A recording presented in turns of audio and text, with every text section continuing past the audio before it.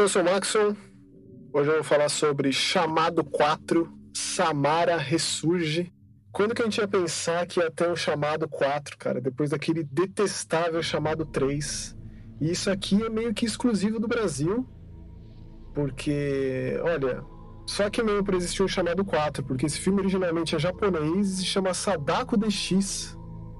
Esse aqui seria mais ou menos o 15º filme da franquia O Chamado, da franquia Ring, da franquia Ringu, da franquia de filmes que nasceu lá no Japão, depois teve a versão dos Estados Unidos, antes até da versão do Gore Verbinski. Em 2002 a gente tem uma releitura do romance do Koji Suzuki, que é da onde vem tudo isso aqui, toda essa história vem do romance do Koji Suzuki, um livro escrito lá no começo dos anos 90. Tem filme coreano também, que é inclusive mais fiel ao livro do que o próprio filme seminal do Hideo Nakata.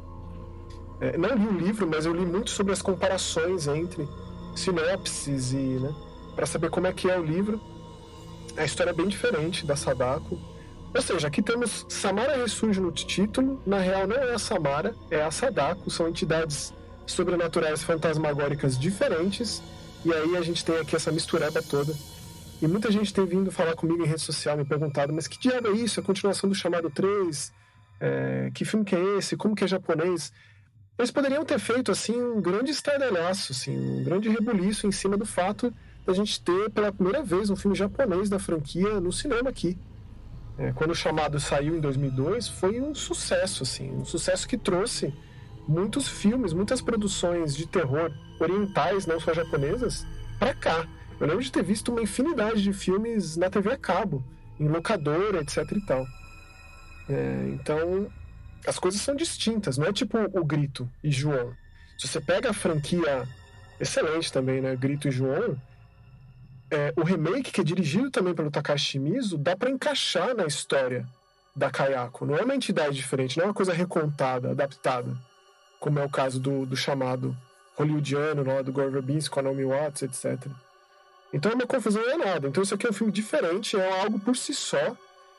Se você pega o Sadako, que foi o último da franquia a ser lançado, de 2019, dirigido também pelo Hideo Nakata, que é um filme bom, ele puxa muito dos filmes originais, né, especialmente do primeiro. O Hideo Nakata também dirigiu a continuação. Recomendo bastante atrás dos filmes japoneses. Eu já não sou muito fã do Chamado 2, não, e nem muito menos do Chamado 3. O Chamado 2, o Hideo Nakata foi lá dirigir em Hollywood, que eu considero um grande mestre do terror moderno, Hideo Nakata. E, cara, quando eu disse mais ou menos 15 filmes, é porque tem filmes chineses, filmes da Sadako versus, cara, é uma coisa muito louca, Sadako versus Bunshin Sama versus Sadako.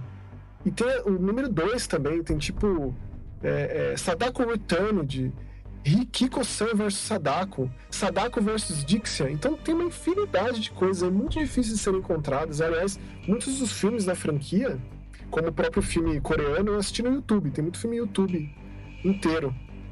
Esses japoneses, filmes chineses de terror em especial, com legenda em inglês, assisti muita coisa no YouTube. Ou seja, se você consegue desassociar tudo isso e ainda levar em consideração, vou pôr o pôster aí do filme em português aqui, né? Por aí o pôster do filme brasileiro, comparativamente ao pôster do filme japonês, esse filme aqui, cara, é um filme cômico. É um filme que vai totalmente na linha da comédia. Se você não for preparado para isso, você vai ter sérios problemas para curtir a experiência. Esse filme tem muitos méritos, cara. Assim, por ser uma franquia tão longeva, de tantos longas, e, vamos dizer, o filme do Hideo Nakata não é o primeiro filme, cara, o clássico lá de 98. Existe um outro filme feito pra TV, de 95. Ou seja, uma franquia gigante, talvez tão grande quanto as outras maiores franquias do terror, tipo Amityville, tipo Mestre dos Brinquedos, o próprio João.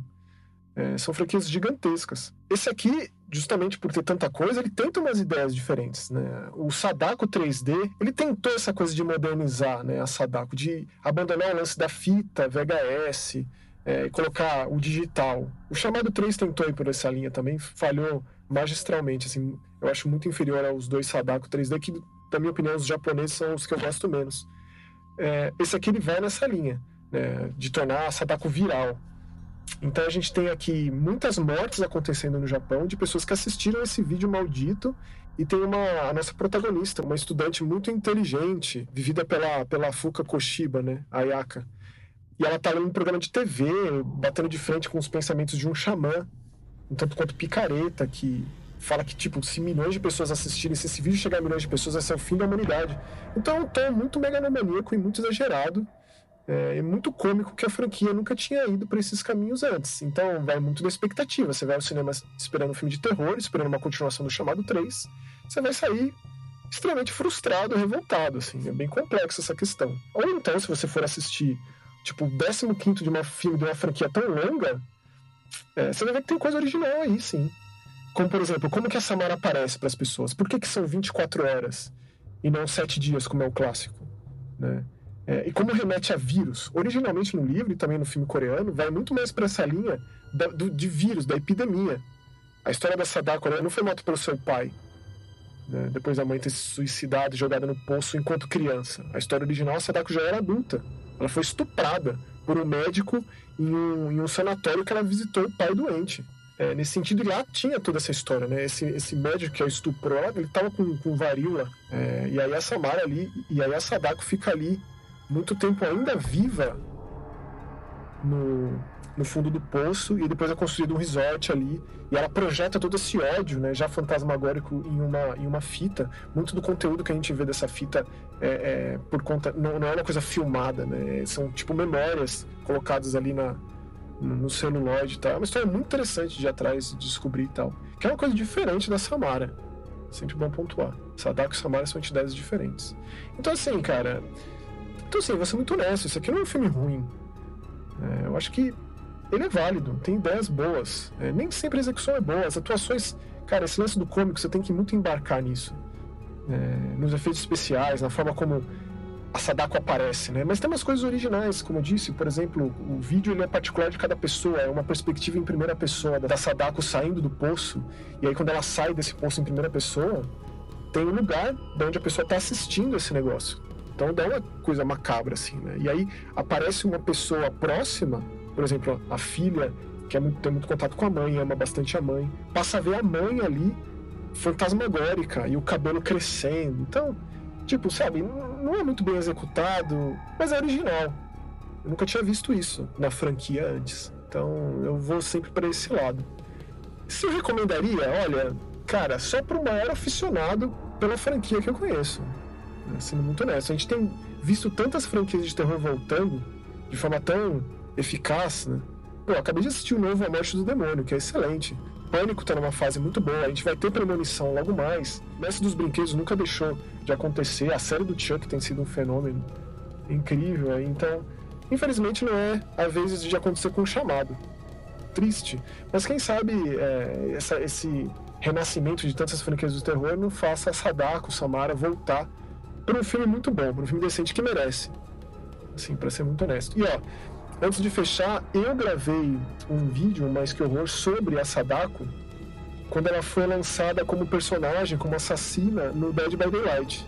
E ali eu dei mais uma passada, assim, falei mais de forma geral, assim, da personagem, né, dos filmes, as adaptações de videogames que tem também. Então eu recomendo dar um pulinho e assistir esse vídeo. Também vou colocar o link aqui na descrição. Mas é isso aí, vamos conversar sobre o Chamado 4, dou risada desse nome, sobre Ringu, sobre The Ring, sobre Chamado, sobre Sadako, sobre Samara, sobre filmes de terror japoneses. É isso aí.